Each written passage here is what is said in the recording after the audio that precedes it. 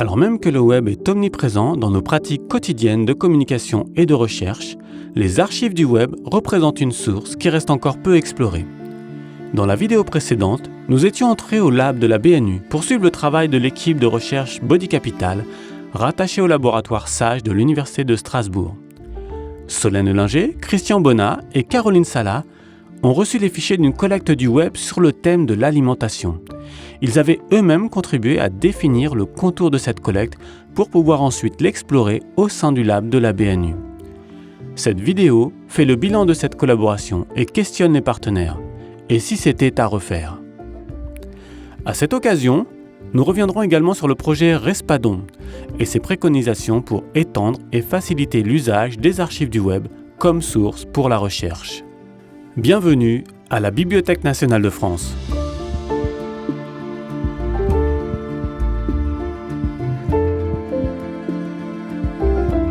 Et si c'était à refaire ? Donc concernant le projet Body Capital, ce qui est un petit peu particulier, c'est que c'est un projet qu'on a lancé début 2020, donc juste avant le déclenchement de la pandémie. Et en fait, ça a été quelque chose d'assez positif puisque finalement, on a pu prendre conscience qu'il était possible d'accompagner ce type de projet à distance et notamment aussi grâce aux collègues partenaires de la Bibliothèque nationale universitaire de Strasbourg. Le lab, c'est ce qui permet une approche des collections par la donnée, grâce à la fouille, la data visualisation, la mise en place de process. On va pouvoir tester de nouveaux outils, proposer des développements et échanger avec la communauté. Dans ce cadre-là, on va en fait établir sa démarche scientifique.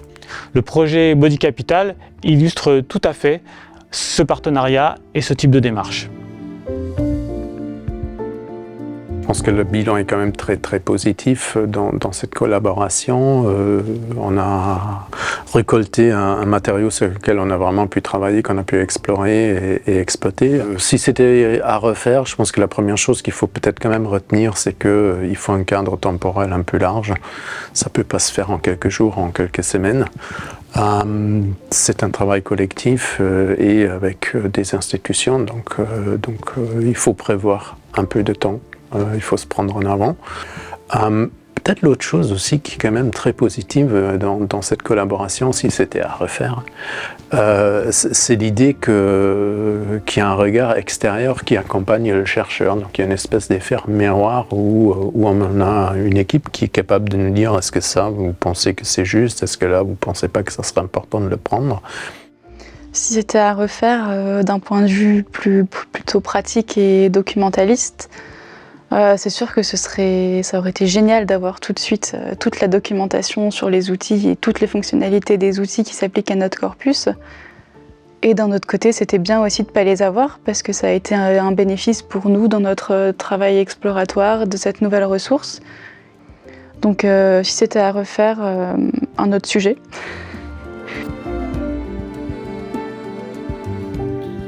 Sur la base donc, de cette expérience qu'on a pu avoir avec les chercheurs de Body Capital, on a inscrit maintenant cette offre d'exploitation des archives de l'Internet dans le cadre de notre appui à la recherche.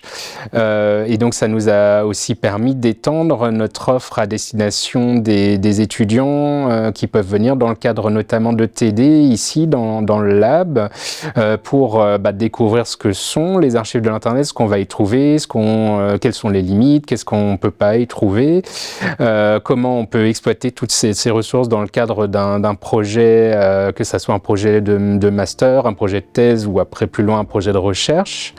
Et l'offre documentaire propre à la BNU s'inscrit aussi dans le cadre de la réflexion nationale qui a été menée par le réseau Respadon, qui est donc un réseau qui a été soutenu par l'infrastructure Colexpercé au niveau national en France, justement pour trouver des solutions juridiques et des solutions techniques pour faciliter l'appropriation par les chercheurs des archives de l'Internet.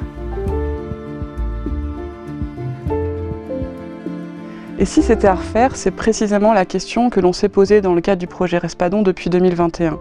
Notre approche a été d'examiner, d'analyser des projets comme Body Capital et d'en déduire des pistes d'action pour le futur. L'objectif du projet Respadon, c'est de faire en sorte que les communautés qui ne sont pas spécialisées en histoire du web puissent se saisir de cette source et développer des projets de recherche dessus.